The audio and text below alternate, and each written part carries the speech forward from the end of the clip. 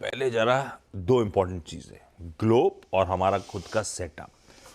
Globe की तस्वीर gift Nifty संकेत दे रहा है 1/4% उछाल के साथ हम लोग शुरुआत करेंगे इस नए कारोबारी हफ्ते की। एशिया है मिला जुला, वो स्क्रीन पर आ जाएगा आप लोग के। पर ओवर द वीकेंड यूएस के क्यूज बुरे नहीं थे। कई दिनों की गिरावट के बाद 3/4 से 0.25% तीनों बेंचमार्क्स उछले फाइनली। आज सुबह के फ्यूचर्स जरूर एकदम फ्लैट ट्रेड कर रहे हैं। हालांकि ऐसा नहीं है कि फ्राइडे के उन गेंस को गंवाने के इंडिकेशंस आ रहे हैं, बिल्कुल फ्लैट है। ऐसे में हॉर्माज से जान लिया जाए क्या हुआ यूएस में और अदरवाइज भी हमारे लिए संकेत कैसे हैं। हॉर्माज, गुड मॉर्निंग। गुड मॉर्निंग आशीष। और हैंडओवर तो अच्छा था यूएस से। अगर आप देखें तो 5 दिन की जो गिरावट थी S&P 500 और नैस्डैक में, वो खत्म हुई। लोअर लेवल से बाइंग हमें देखने मिली। और बिग टेक के जो सारे शेयर्स थे, हम फ्राइडे को भी इस बात की चर्चा कर रहे थे कि किसी एनालिस्ट ने कहा था कि आप ये धारणा मत रखिएगा कि बिग टेक जो है बाजार को इस साल भी ऊपर ले जाएगा। मगर फ्राइडे को वही हुआ कि एप्पल और नेटफ्लिक्स को छोड़कर बाकी सारे बिग टेक के शेयर्स ने अच्छा करा। टेस्ला में बाइंग आई लोअर लेवल से। 5 दिन की गिरावट के बाद 8% ऊपर बंद हुआ है टेस्ला। एनवीडिया के शेयरों में अच्छी खरीदारी देखने मिली। मगर ये रिबाउंड के बावजूद जो है सारे अमरीकी बाजार जो थे हफ्ते दर हफ्ते तो नेगेटिविटी के साथ ही बंद हुए। आधा % की गिरावट देखने मिली, बट स्क्रीन पे वीकली बेसिस पे तो रेड ही देखने मिला।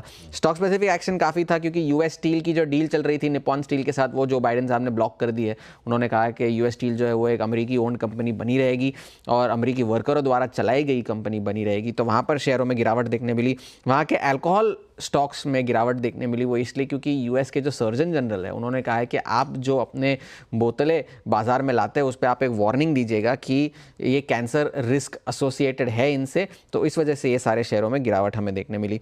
मैन्युफैक्चरिंग पीएमआई का डेटा आया था यूएस से, जो 49.1 का डेटा था। अभी भी इकोनॉमी जो है वो कॉन्ट्रैक्शन में ही है, और पर अनुमान से बेहतर थे।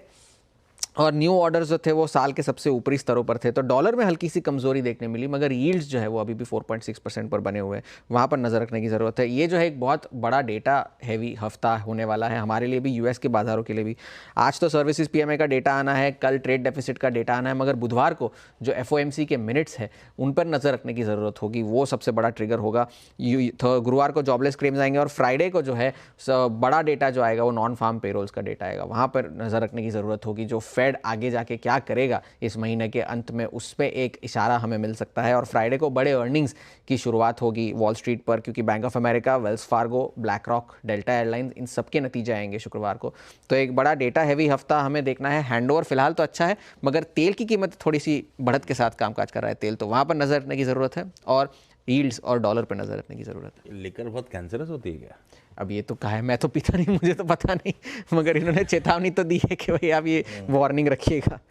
आशीष, आप अगर कभी बंजी जंपिंग करने जाएं या स्काई डाइविंग करने जाएं, वो आपसे एक फॉर्म भरवाते हैं। वो आप साइन करके दे देते हैं, उस पर पढ़ते हैं क्या लिखा होता है, बोलते हैं कि इसमें आपकी कुछ डेथ भी हुआ हो तो सकती है, हमारी गलती नहीं है। हाँ, वो कुछ भी आप करने जाएं।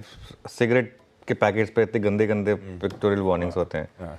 हम शो के दौरान 4 बार दिखाते हैं कि एफ&ओ ट्रेडिंग में 90% पैसा गंवाते हैं, है ना। उसके बाद भी कुछ इम्पैक्ट नहीं आता।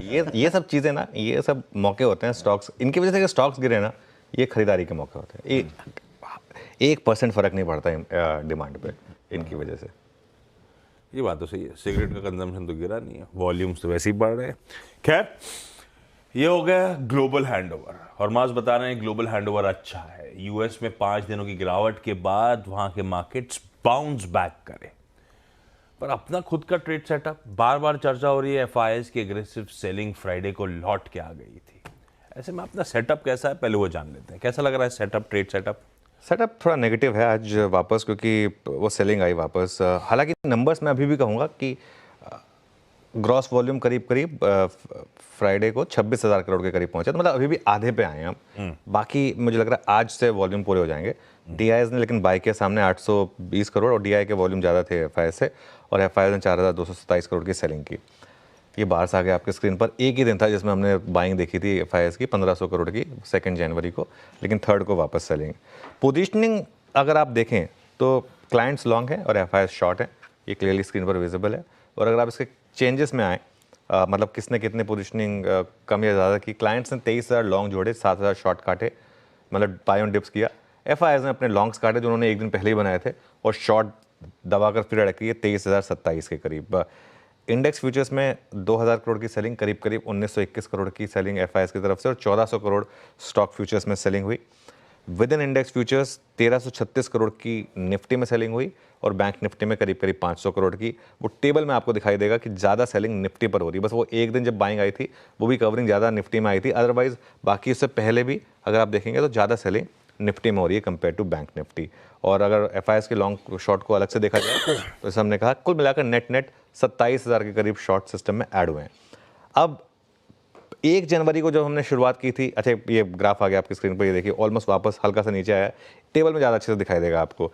जब हमने 1 जनवरी को शुरुआत की थी तो हम 2,34,000 शॉर्ट पर थे। अगले दिन हमने देखा कि 32,000 शॉर्ट कम हुए, लेकिन अब वापस हम 2,30,000 शॉर्ट पर आ गए, तो वापस ऑलमोस्ट उसी शॉर्ट पोजीशनिंग पर आ गए हम परसेंटेज के हिसाब से। लेकिन अभी भी वो 13.5 था, अभी हम 17.2% पर हैं लॉन्ग पोजीशनिंग पर। इंडिया विक्स 13.54 पर था, 1.5% नीचे था एक वीक मार्केट में भी, और पुट कॉल रेशियो 0.86 पर था वर्सेस 1.83, तो मार्केट अगेन उस रेंज में आ गया है। बैन में कोई स्टॉक है नहीं, नया नहीं आया, जो 2 ऑलरेडी थे वो हैं मनापुरम और आरबीएल बैंक। तो कुल मिलाकर सेटअप जो है हमारा वो थोड़ा सा नेगेटिव है, बट वो फ्राइडे की कहानी थी। आज देखते हैं किस तरीके से मार्केट रिएक्ट करेगा, क्योंकि आज से वॉल्यूम्स फुल नॉर्मल से में आएंगे। बिल्कुल ठीक है। छुट्टियों के बाद अब पार्टिसिपेशन पिकअप हो रहा होगा, वॉल्यूम्स नॉर्मलाइज हो रहे होंगे, ग्लोबल हैंडओवर बढ़िया है। हमारा सेटअप सिर्फ फ्राइडे का देखें तो थोड़ा सा दिक्कत भरा। ऐसे में फिर निफ्टी का अप्रोच क्या रखें? फ्राइडे को वो इंपॉर्टेंट 24,000 के स्तरों के नीचे एक समय स्लिप हुए, पर इवेंचुअली क्लोज उन्हीं लेवल्स पे हुआ, पर वो स्लिप होना ठीक है। हम लोग सुबह बात कर रहे थे फ्राइडे को कि पहला रेजिस्टेंस, पहला सपोर्ट, जो भी बैंड मेंशन हुआ था, फ्राइडे का सेशन उसी के अंदर ही सिमटता हुआ नजर आया आपको। ऐसे में आज का अप्रोच या फिर क्या लेवल्स वॉच आउट करने चाहिए? देखिए निफ्टी पर थोड़ा सा आप इस चीज़ को ध्यान में रखें कि वॉलेटिलिटी काफ़ी बढ़ सकती है। अगर आप उसको एम्ब्रेस कर सकते हैं तो अच्छी बात है, वरना थोड़ा सा भले चाहें तो थोड़ा सा दूर रहें। फर्स्ट सपोर्ट आएगा यहाँ 23,950 से 24,000 पर, जो कि आपका 10 और 20 डे एक्सपोनेंशियल मूविंग एवरेज है। और उसके बाद बड़ा सपोर्ट आएगा आपका 23,800 से 23,850, जो आपका हाल का लो रहा है बेसिकली। रेजिस्टेंस आपको मिलेगा 24,150 से 24,200 पर फ्राइडे का हाई, और उसके बाद बड़ा रेजिस्टेंस मिलेगा आपको 24,250 से 24,300। आशीष, यहाँ पर 50 डे एक्सपोनेंशियल मूविंग एवरेज है और ऑप्शन जोन है। एक टाइट स्टॉप लॉस के साथ दोनों तरफ की ट्रेड करें। फ्राइडे को भी मार्केट ने आपको दोनों साइड की ट्रेड्स दी हैं, अगर आप स्क्रीन पर देखें तो। लेकिन फ्राइडे के सेशन में एक चीज़ जो डिसअपॉइंटिंग थी वो था क्लोज फ्राइडे का। फ्राइडे का क्लोज एकदम डे लो पर बंद हुआ है। जो आप 24,004 स्क्रीन पर देख रहे हैं ना, ये एडजस्टमेंट की वजह से हुआ है, वरना जो एक्चुअल प्रोविजनल क्लोज था वो एकदम डे लो पर, जो लास्ट रेट था निफ्टी का वो 23,976 ही था करीब करीब। तो उस हिसाब से जो ट्रेड थी फ्राइडे की वो काफ़ी ख़राब थी।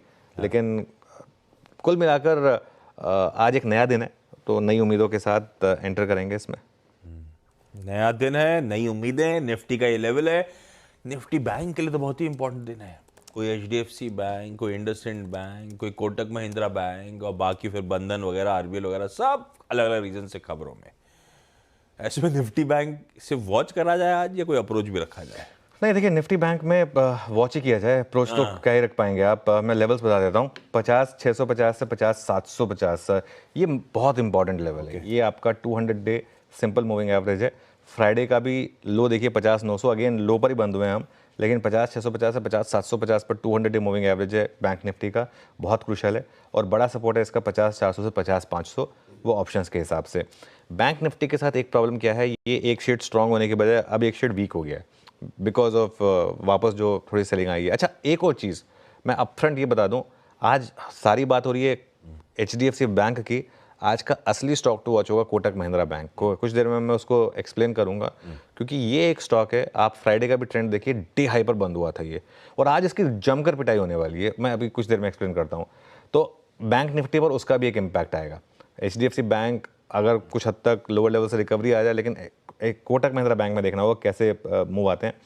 रेजिस्टेंस 51,300 से 51,400 पर है बैंक निफ्टी पर, जहां कॉल राइटर्स बैठे हैं, और बैंक निफ्टी पर 51,400 से 51,600 पर 10 और 20 डे एक्सपोनेंशियल मूविंग एवरेज है। जब तक इसके ऊपर हम बंद नहीं होते हैं आशीष, मैं किसी भी रैली पर बिलीव नहीं करूंगा, और मेरी अप्रोच ये रहेगी कि जहां पर भी रैली फेल होती दिखे वहां पर आप तैयार हो जाएं, क्योंकि ये क्रूशल है। हाँ, लेकिन अगर आप 51,600 के ऊपर निकल गए और उसके ऊपर बंद हो गए अगर, तो फिर वो शॉर्ट कवरिंग ट्रिगर करेगा। तो 51,600 वो लाइन इन सैंड है जिसके ऊपर बड़ी वाली शॉर्ट कवरिंग आ सकती है। उसमें काफ़ी कुछ ऑब्वियसली डिपेंड करेगा HDFC बैंक के ऊपर। बिल्कुल, सारा दारोमदार है HDFC बैंक के खुलने के बाद परफॉर्मेंस पे, फ्राइडे की उस खासी वीकनेस के बाद 51,600 इसके पास जाते जाते अगर रैलीज फेल हो रही हैं तो बिकवाली करने के मौके। एक बार वो अड़चन वाला जोन पार हुआ तो शायद बढ़िया मंदी के सौदे कटते हुए नजर आए, शॉर्ट कवरिंग टूल दे निफ्टी बैंक को। खैर देखते हैं, ओपनिंग के समय होंगे मदद करने के लिए, स्क्रीन्स को ऑब्जर्व करके कोई बढ़िया सी रणनीति बन रही होगी तो बातचीत होती रहेगी। CNBC आवाज